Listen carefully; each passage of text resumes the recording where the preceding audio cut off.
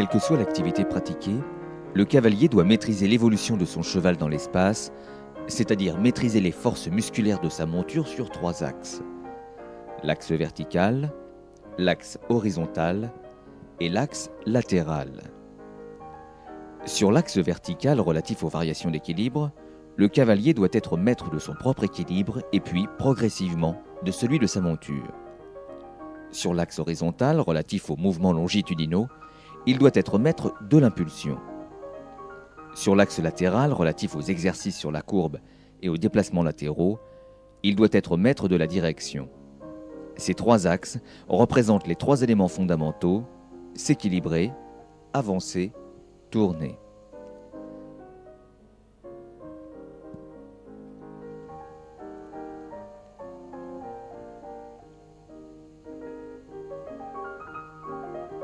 Chaque mouvement effectué est la composante de ces 3 fondamentaux, mais un des 3 prédomine toujours sur les 2 autres.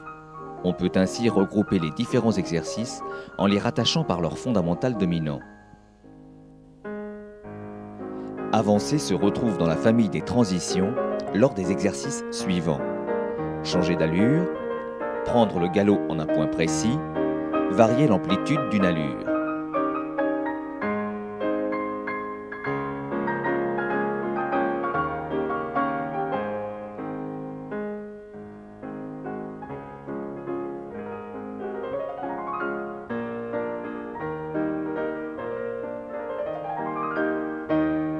Tourner se retrouve dans la famille des courbes, lors de l'enchaînement et de l'inversion des courbes serrées ou pas, dans la famille des changements de main et des déplacements latéraux.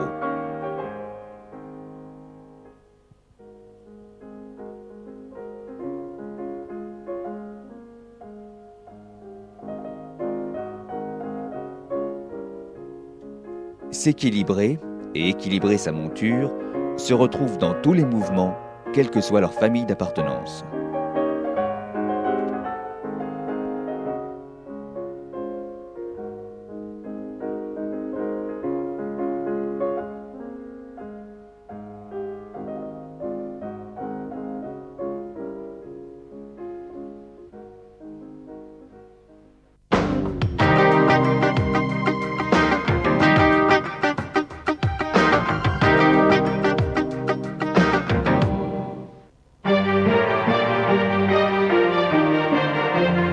L'attitude du cavalier de dressage se caractérise par le redressement du buste et la descente des jambes, le bassin restant toujours en phase avec le mouvement. L'équilibre assis du cavalier évolue par étapes jusqu'à la stabilité, qui se traduit par l'absence de mouvements inutiles ou involontaires et permet une autonomie de plus en plus grande. Les changements d'allure sont dits descendants pour passer d'une allure supérieure à une allure inférieure, montant pour passer d'une allure inférieure à une allure supérieure. Quelle que soit sa demande, le cavalier prépare le mouvement en soutenant son dos. Il cherche son équilibre assis dans le changement d'allure et accompagne la nouvelle allure dès les premières foulées. Le fondamental dominant est s'équilibrer.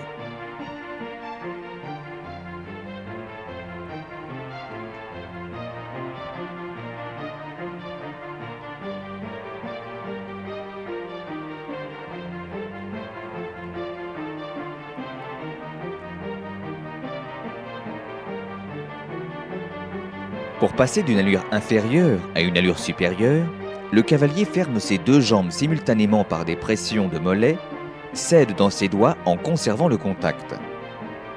Pour passer d'une allure supérieure à une allure inférieure, le cavalier agit avec les mains en cadence avec l'allure, cède avec ses jambes en conservant suffisamment d'impulsion pour obtenir l'allure désirée. Un changement d'allure doit être franc et sans brusquerie. Le cheval reste tendu et énergique, l'allure antérieure est toujours maintenue jusqu'à la nouvelle allure.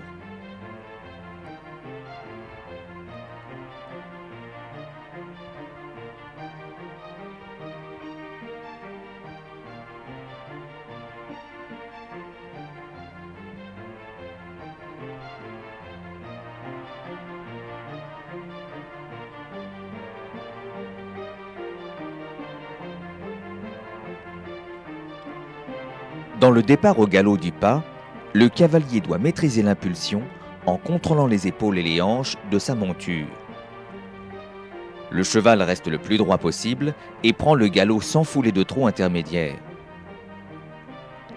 Pour demander un départ au galop, le cavalier prévient sa monture et contrôle la vitesse du pas. Puis, il met en place ses aides en décalant ses jambes. La jambe extérieure légèrement reculée pour tenir les hanches, les deux rênes restent égales, la main intérieure cède pour permettre à l'épaule intérieure d'avancer. La jambe intérieure déclenche le départ. Dès les premières foulées, le cavalier accompagne l'allure. Le fondamental dominant est avancé.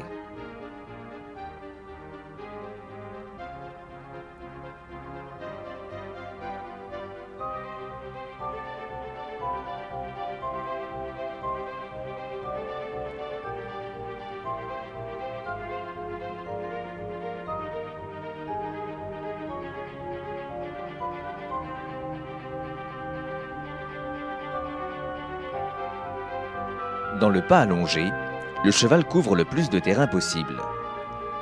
Il augmente l'amplitude de chaque foulée en étendant sa ligne du dessus tout en restant actif et régulier.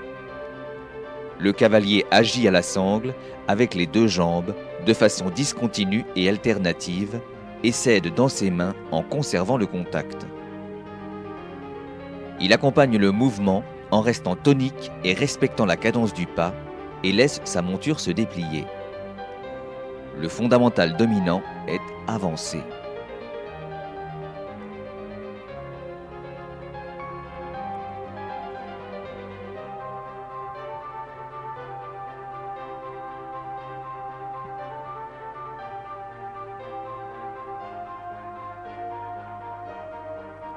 Dans tout le travail sur la courbe, le fondamental dominant est tourné. Pour tracer une courbe de façon précise, le cheval doit s'incurver en ajustant la courbure de son rachis à celle de l'arc de cercle dessiné.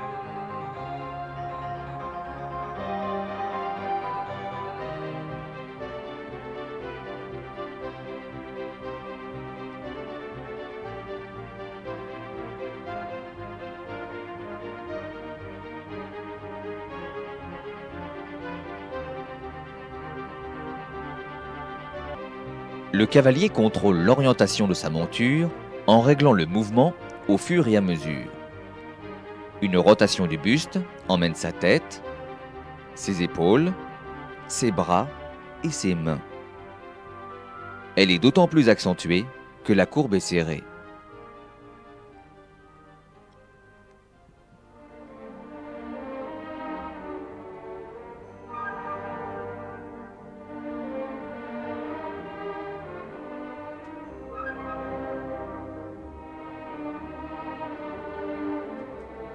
La main intérieure indique la direction. La main extérieure règle le mouvement et l'impulsion, limite le fléchissement de l'encolure, conserve les épaules sur le tracé. La jambe intérieure incurve le rachis et entretient l'impulsion. La jambe extérieure maintient les hanches sur la courbe. Pour inverser les courbes, le cavalier change d'inflexion au point de tangence des deux arcs de cercle. Pour passer d'une courbe à gauche à une courbe à droite, le cavalier ramène la jambe droite qui contrôle les hanches sur le cercle à gauche, la rapproche de la sangle, sa monture se redresse. Ses épaules suivent le mouvement des épaules du cheval, la nouvelle incurvation est sollicitée par la jambe droite, les aides extérieures, gauche, contrôlent le tracé.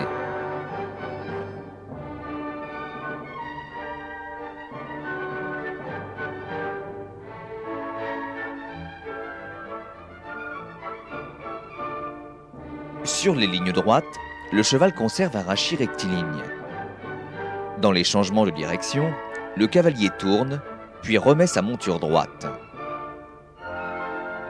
Il maîtrise l'orientation de la tête, de l'encolure, des épaules et des hanches de sa monture qui restent dans le même alignement. Le fondamental dominant est tourné. Dans un déplacement latéral, le cheval, en restant tendu et dans l'impulsion, se déplace sur le côté les membres antérieurs et les membres postérieurs sur 2 pistes différentes. Le cavalier contrôle les hanches et les épaules de sa monture en les gardant décalées, les épaules restant toujours devant les hanches. Pour emmener son cheval dans un déplacement latéral vers la droite, il agite avec sa jambe gauche plus ou moins en arrière de la sangle, selon le degré de dressage de sa monture. Il continue à entretenir l'activité et règle le mouvement pas à pas tout au long du déplacement. Le fondamental dominant est tourné.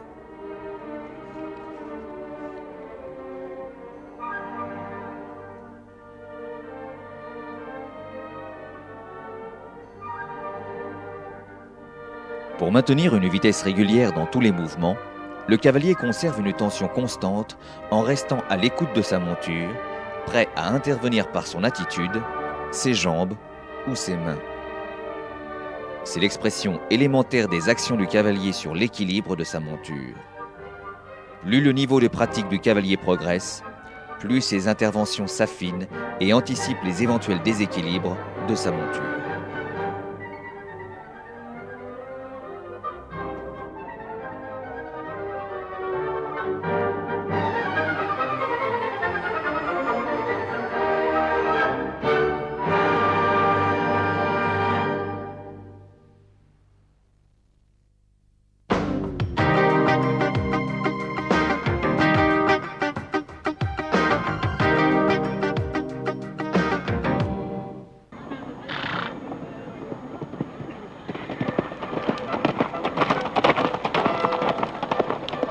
Enchaîner un parcours consiste à sauter des obstacles selon un tracé précis.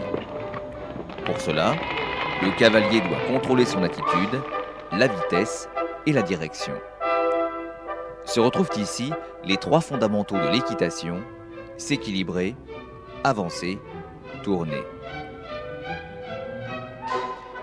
L'équilibre recherché par le cavalier doit lui permettre de lier ses mouvements à ceux de son cheval sans entraver la souplesse générale de ce dernier. Le geste du saut se fait dans la fluidité, en phase avec les différentes étapes du franchissement. Dans l'abord, le cavalier se rapproche de la selle en se conservant la disponibilité de son haut du corps.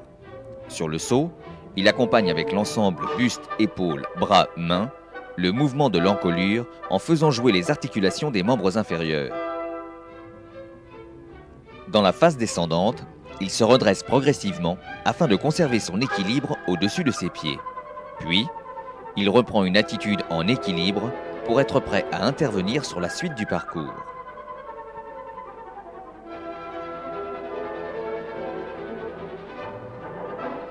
Sur une suite d'obstacles en ligne droite, le geste se répète plusieurs fois, le cheval règle lui-même son propre équilibre sur les sauts rapprochés en gardant le même rythme tout au long de l'exercice.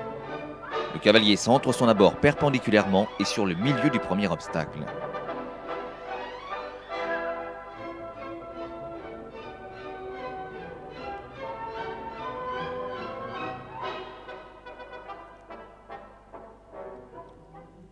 Pour tourner efficacement, le cavalier se rapproche de la selle, s'assure de l'équilibre de son cheval et s'oriente en utilisant les aides de la courbe. La direction se rattache au fondamental, tourner. Sur la ligne droite, le cavalier conserve son cheval devant lui et peut se mettre en équilibre sur les étriers. L'approche des obstacles se fait en se rapprochant de la selle sur un axe perpendiculaire et centré sur le milieu.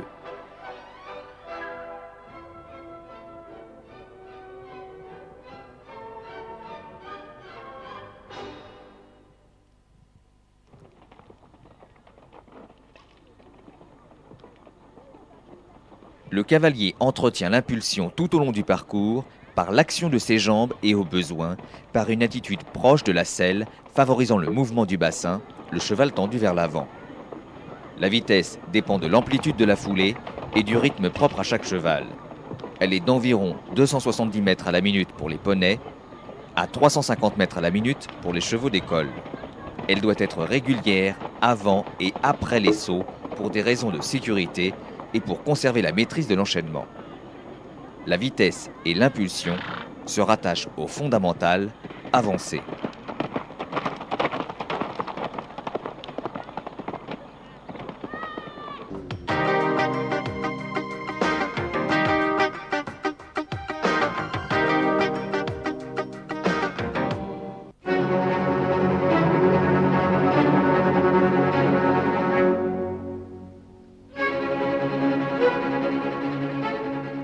Enchaîner un parcours de crosse consiste à sauter des obstacles fixes à l'extérieur sur un terrain naturel selon un tracé précis.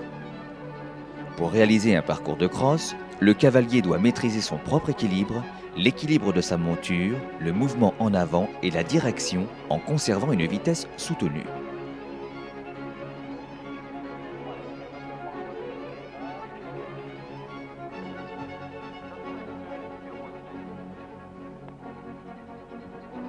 Pour conduire sa monture, le cavalier utilise les mêmes aides que sur un parcours de saut d'obstacles, mais la vitesse est plus élevée.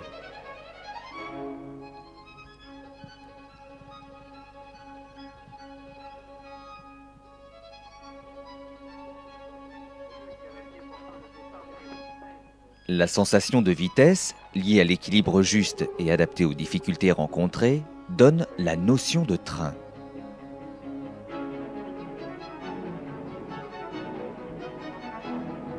La vitesse demandée varie en fonction du niveau de l'épreuve et va de 450 à 570 mètres par minute pour les chevaux ou de 325 à 500 mètres par minute pour les poneys.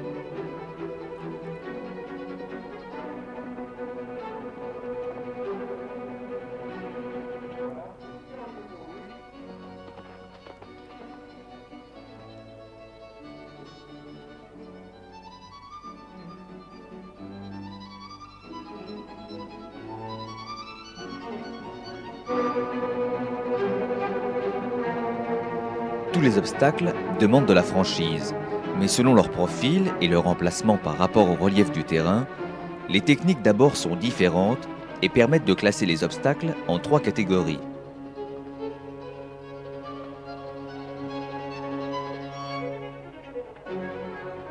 Les obstacles qui privilégient l'équilibre,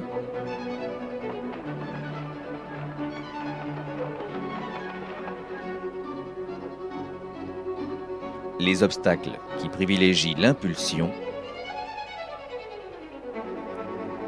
les obstacles qui privilégient la direction.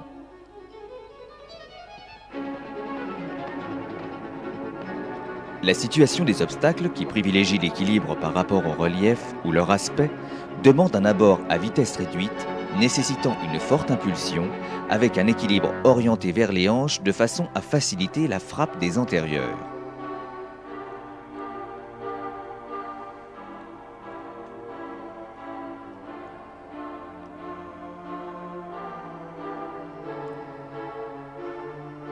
À l'abord d'un gué ou d'un contrebas, le cavalier doit réduire sa vitesse et augmenter l'impulsion, ce qui aura pour effet d'adapter l'équilibre de sa monture, la main restant en contact.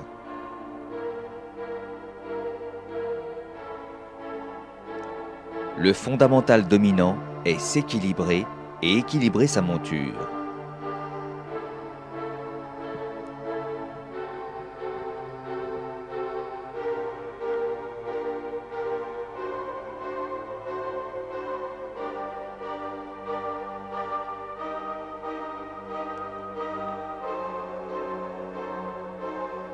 Le franchissement d'un panoramique nécessite également une réduction de la vitesse et un maintien de l'impulsion. Les descentes nuisant à l'équilibre du cheval, ces obstacles demandent un abord équilibré.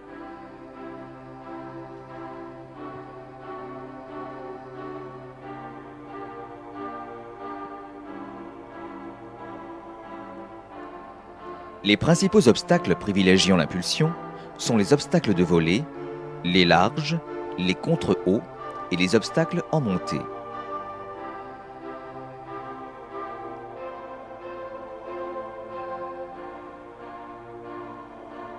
Massifs et sautants, les obstacles de volée et les larges incitent au respect sans nécessité d'intervention particulière sur l'équilibre. Ils se franchissent dans la foulée.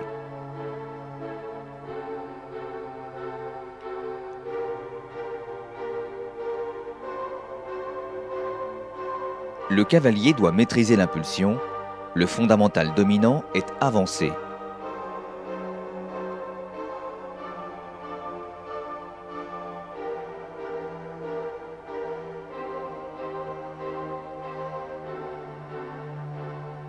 Pour aborder un contre-haut, le cavalier maintient la nuque de sa monture à niveau et conserve un contact léger et des jambes actives comme pour aborder un vertical.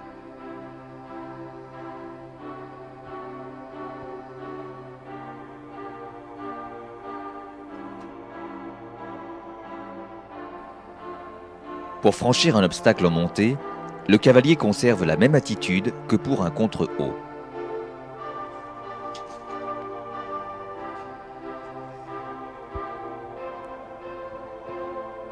Les obstacles favorisant la direction nécessitent de la précision dans la conduite du cheval à l'abord, soit car ils ont peu de front, soit car ils constituent une combinaison nécessitant de les sauter en un point précis.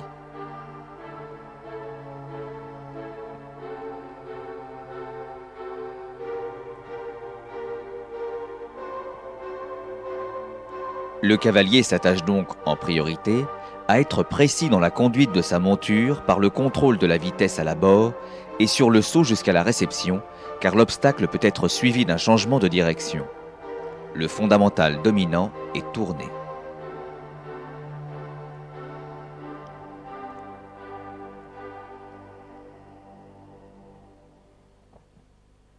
En compétition, les obstacles de crosse peuvent être disposés de façon isolée ou en combinaison. D'une manière générale, quel que soit le profil d'un obstacle, le cavalier doit, à l'abord de celui-ci, se rapprocher de la selle pour être précis dans ses actions.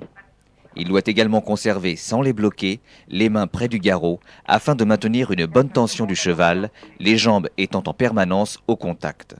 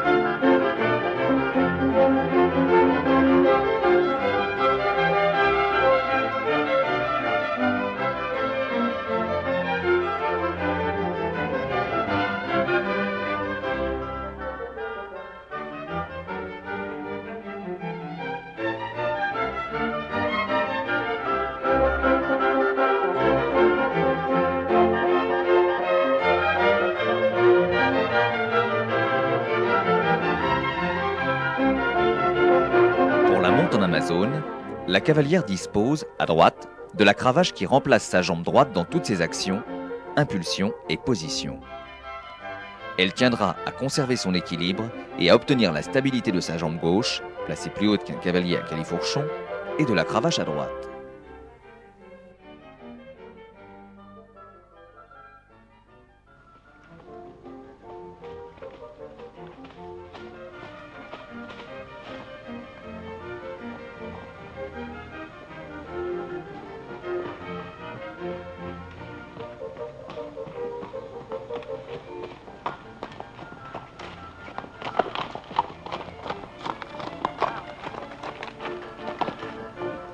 La position de l'Amazone imposée par la selle rend l'utilisation de la jambe gauche plus délicate, celle-ci placée plus haut, a son champ d'action plus réduit.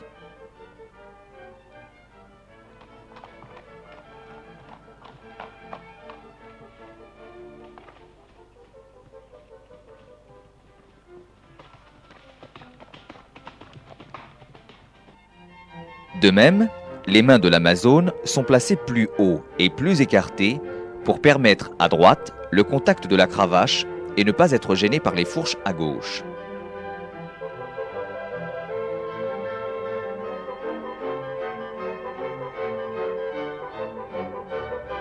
L'Amazone sera plus vigilante avec sa main droite qui tient là où les rênes ainsi que la cravache.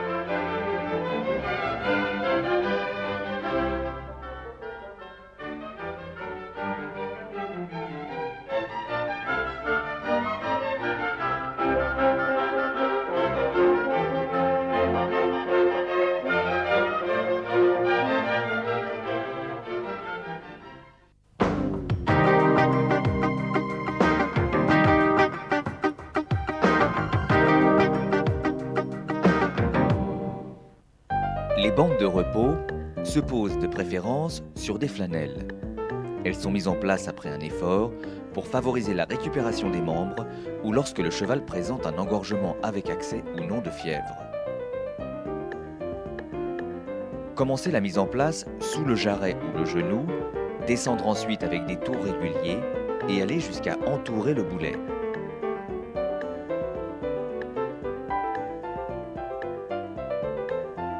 Arrivé au bas du membre, orientez la bande vers le haut et remontez jusqu'au point de départ en veillant à ce que l'attache de la bande se trouve à l'extérieur du membre.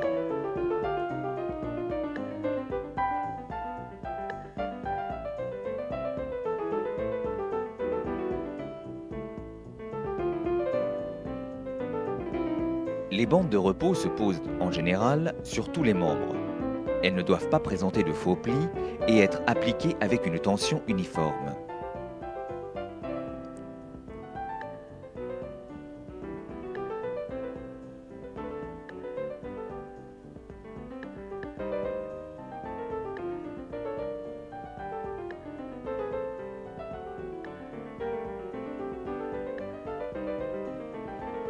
Un cheval ne doit pas porter de bandes de repos sans motif précis, car elles modifient la circulation du sang et peuvent être dangereuses. Pour retirer les bandes, déroulez celles-ci rapidement en les passant d'une main à l'autre sans essayer de les rouler en même temps. Lorsque l'opération est terminée, passez une main sur les tendons pour vérifier qu'ils sont en bon état.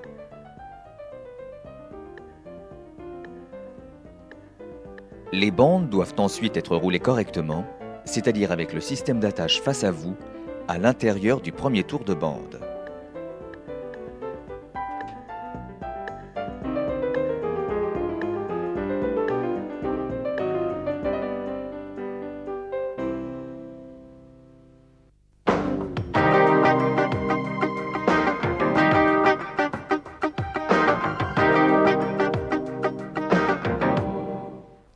L'appareil locomoteur est constitué d'os reliés entre eux et mobilisés grâce aux muscles. Les os ont des formes et des fonctions diverses et sont, pour la plupart, en relation entre eux à travers un bain articulaire, le liquide synovial, maintenu par une enveloppe étanche, la capsule articulaire. L'ensemble forme une articulation. La partie la plus importante de ce squelette est le rachis ou colonne vertébrale. Les diverses régions du corps sont centrées sur des parties différentes du squelette. C'est ainsi que les régions du tronc, de l'encolure et de la tête sont supportées par un squelette axial. Et ce squelette axial est lui-même supporté par des colonnes osseuses qui forment les membres. Le squelette axial lui-même est formé de la colonne vertébrale sur laquelle se branchent les côtes, de la tête en avant. La tête est constituée d'un massif crânio-facial sur lequel s'articule la mandibule au niveau de la seule articulation véritablement mobile, qui est l'articulation temporomandibulaire. Et c'est cette articulation qui permet l'écartement et le rapprochement des mâchoires sous l'action des muscles masticateurs. Cette région étendue est articulée avec l'extrémité de la colonne vertébrale au niveau d'une articulation atlanto-occipitale qui permet surtout des mouvements de flexion et d'extension de la tête sous l'action des muscles de l'encolure. Au-delà de cette articulation commence la colonne vertébrale, qui est elle-même subdivisée en plusieurs sections, plusieurs segments. Le premier segment, c'est la colonne vertébrale cervicale. Elle est formée de 7 vertèbres cervicales. Les 2 premières ont des noms particuliers. La première, c'est l'atlas. La seconde, c'est l'axis. Et l'articulation atlanto-axiale permet surtout des mouvements de rotation. C'est à ce niveau-là qu'ils sont les plus importants.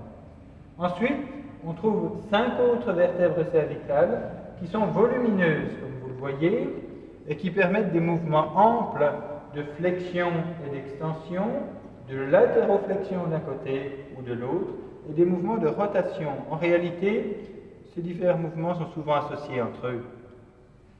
Il existe une zone particulièrement mobile ici, c'est la région cervico-thoracique. Eh bien, au niveau de cette région-là, on a une grande mobilité qui permet des déplacements d'ensemble du balancier cervicocéphalique.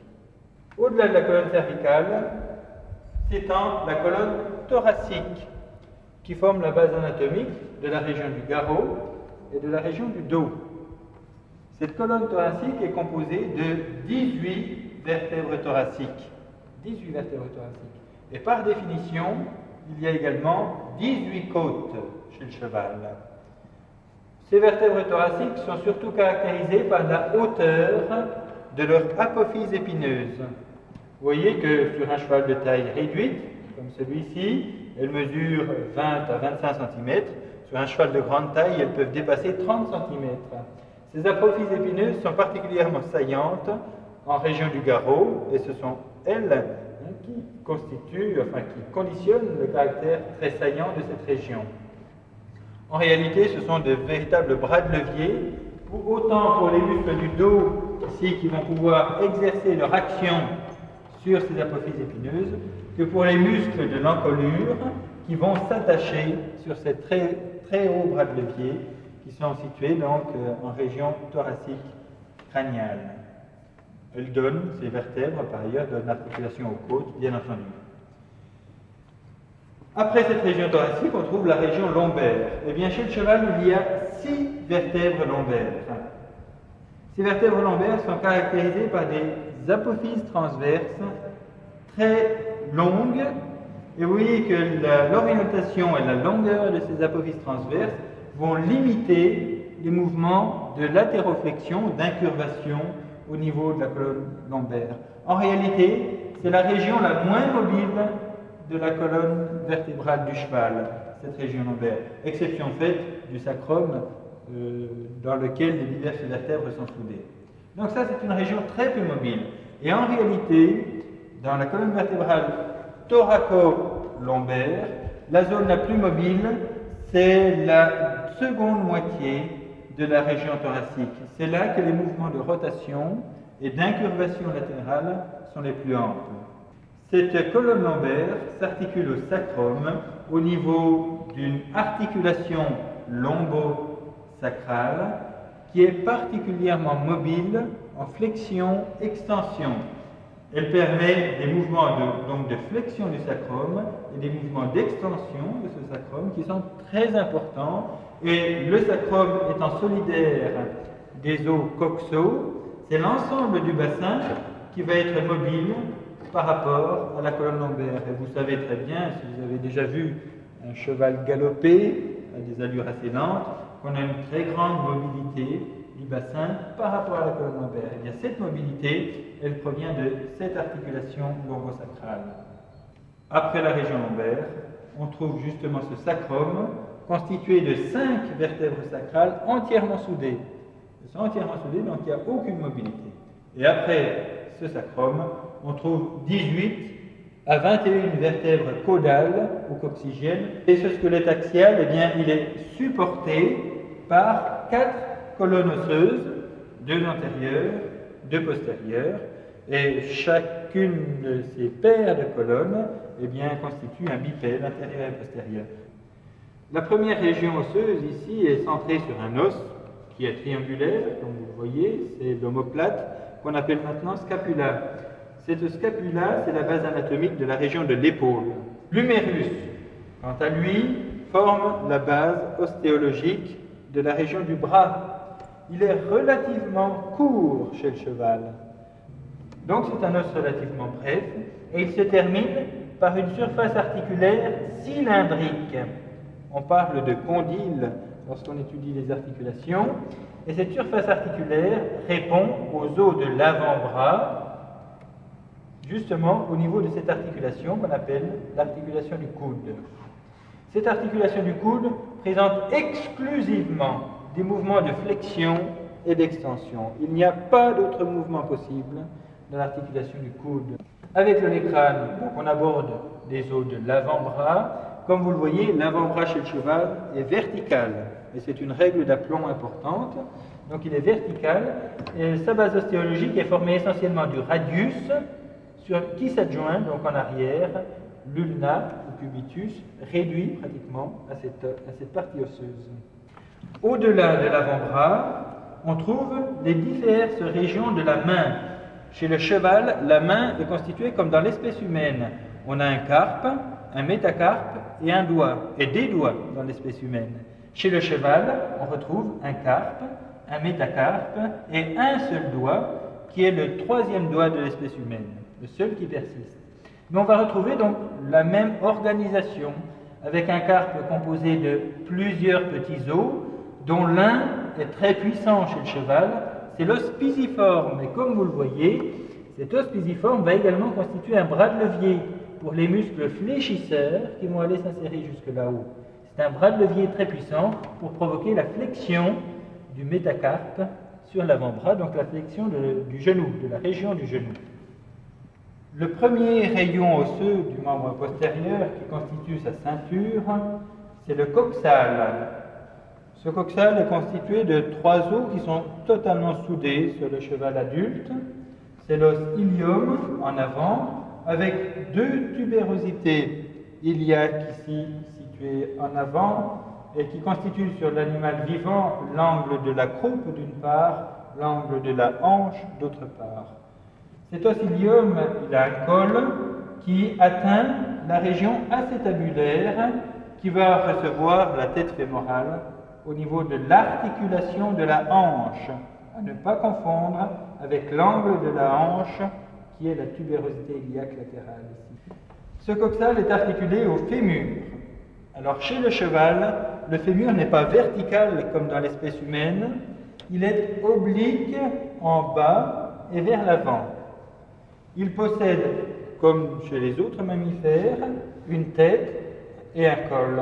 Et cette tête s'articule avec la cavité acétabulaire au niveau de l'articulation de la hanche, qui n'est perceptible sur le cheval vivant qu'en palpant ici cette tubérosité très importante qui est le grand trochanter. Il est important de remarquer que la partie interne de la trochlée ici est très saillante. C'est ce qui permet chez le cheval l'accrochement de la rotule. L'accrochement de la rotule pour permettre au cheval de se reposer dans une attitude debout.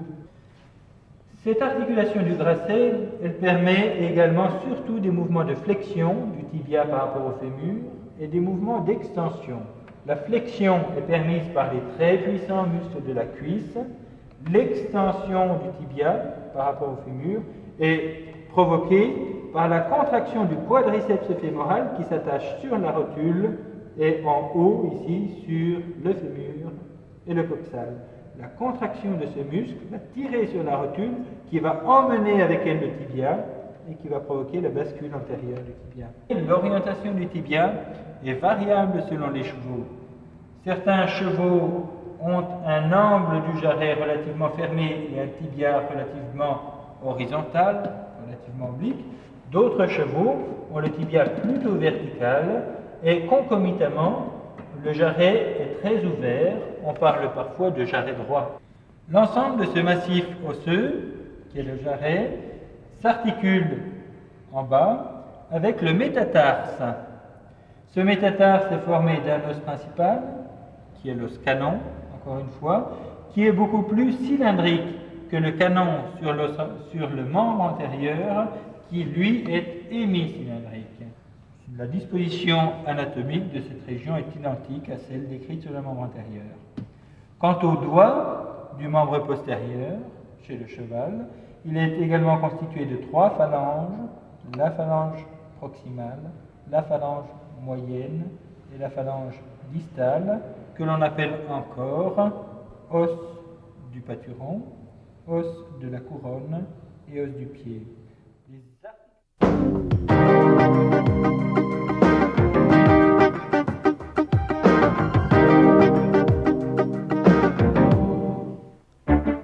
Les muscles sont les moteurs du mouvement. Un muscle est une structure molle constituée d'un ensemble de fibres qui agit par ses contractions ou extensions sur la mise en mouvement de la plupart des os entre eux et du corps en général. Ces muscles moteurs sont classés en 5 grands groupes. Le dressage est non seulement profitable à l'amélioration de l'harmonie musculaire du cheval ou du poney, mais il permet de perfectionner tout geste, y compris celui du saut.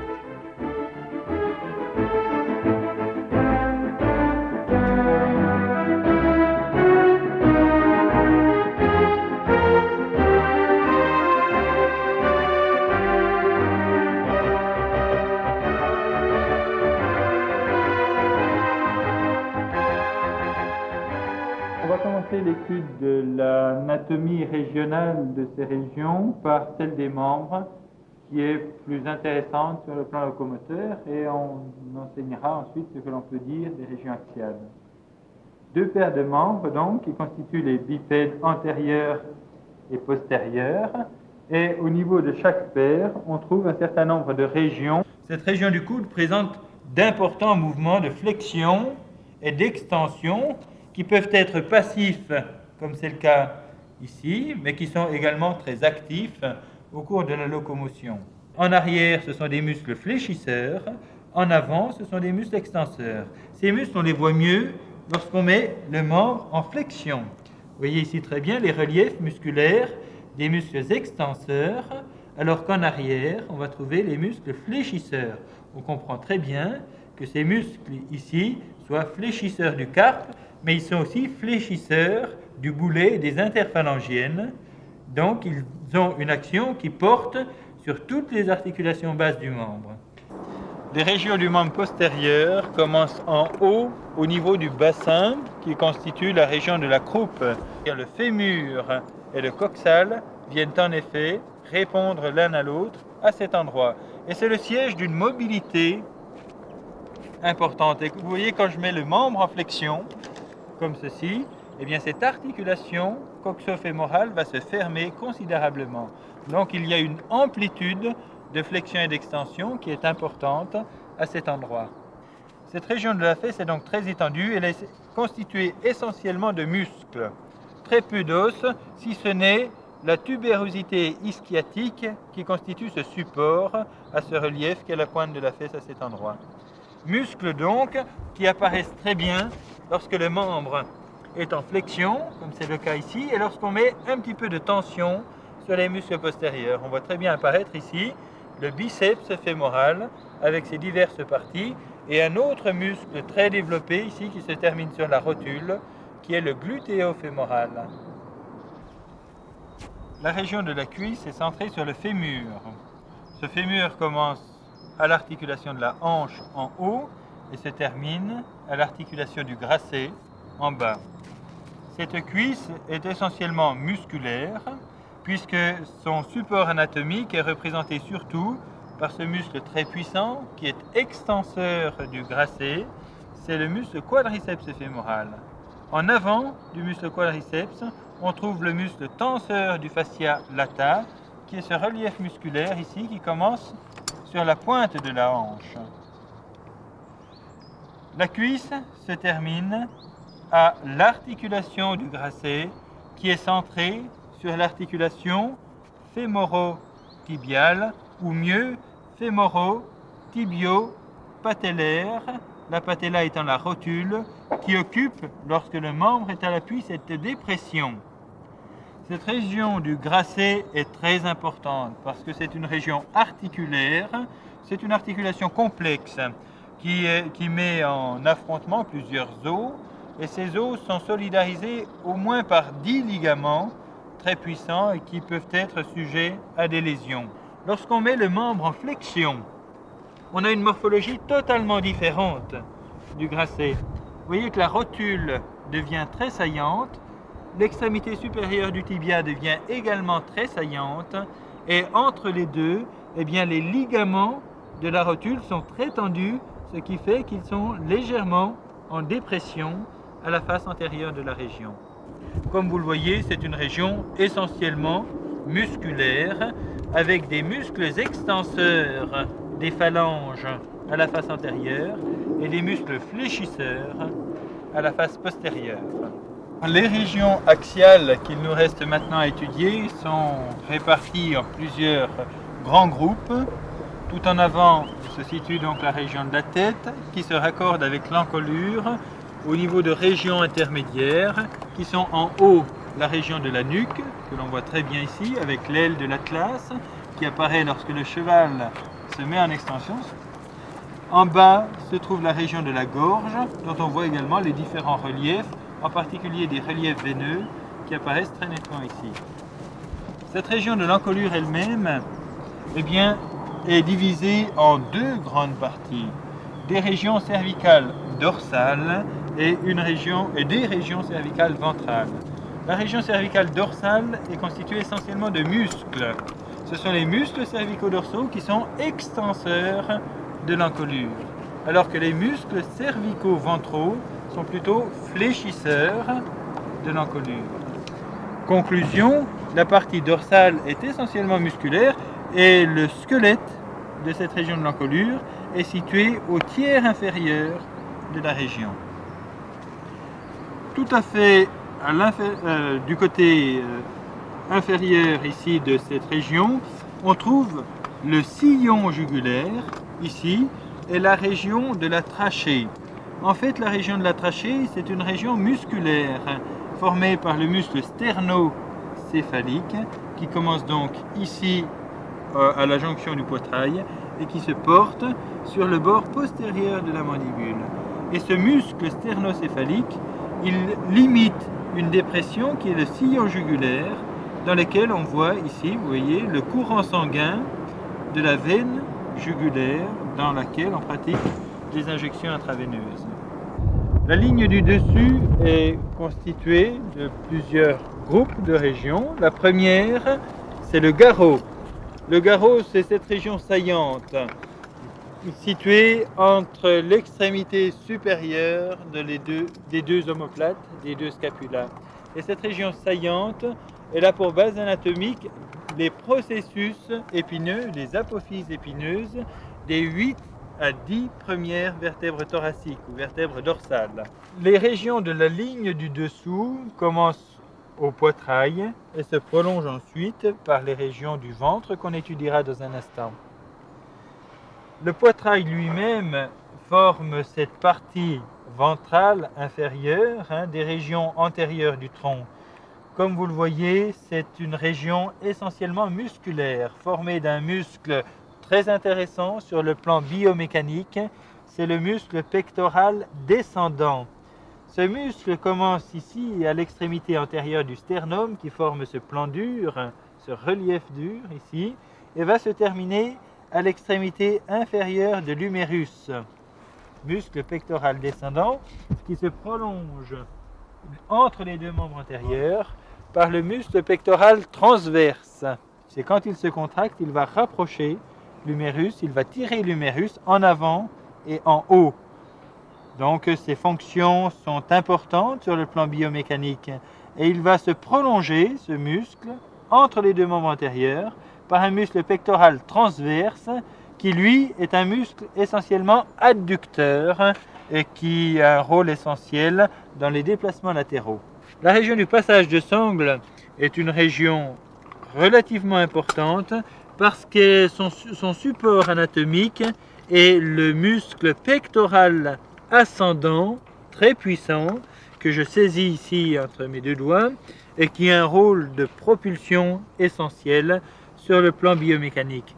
Le bord supérieur de ce pectoral ascendant est souligné ici par la veine de l'éperon qui occupe une position voisine de celle de l'éperon lorsque le cheval est monté.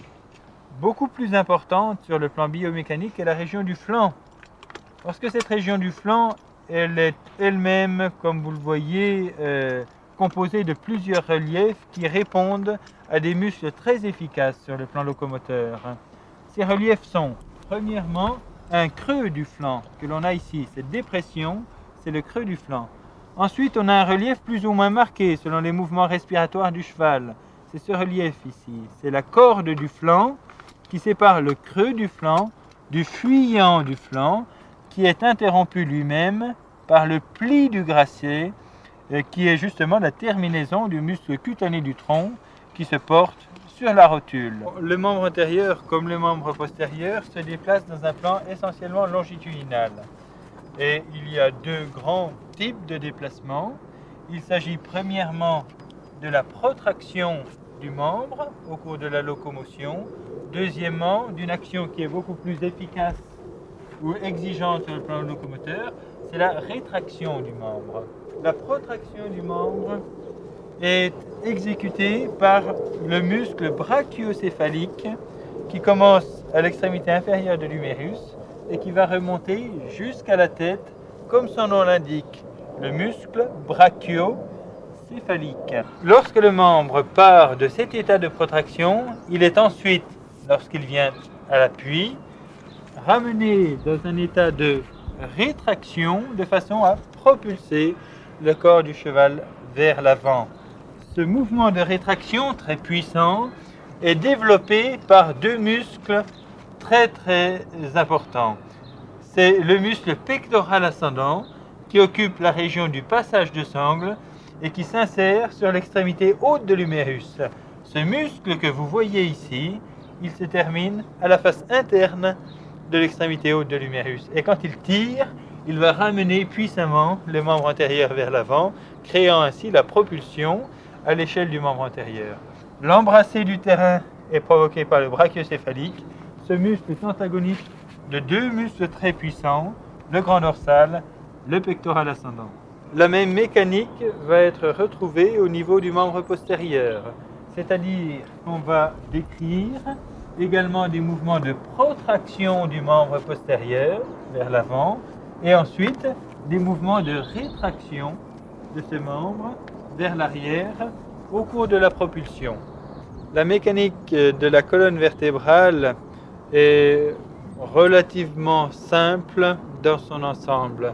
La colonne vertébrale se comporte comme une tige qui exécute soit des mouvements de flexion, soit des mouvements d'extension. Ces mouvements sont créés par deux groupes musculaires très développés.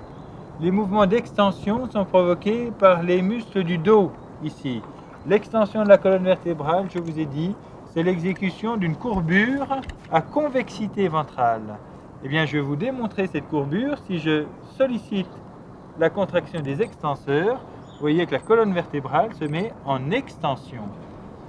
Inversement, les mouvements de flexion de la colonne vertébrale sont des mouvements de courbure de la colonne vertébrale à convexité dorsale, c'est-à-dire supérieure.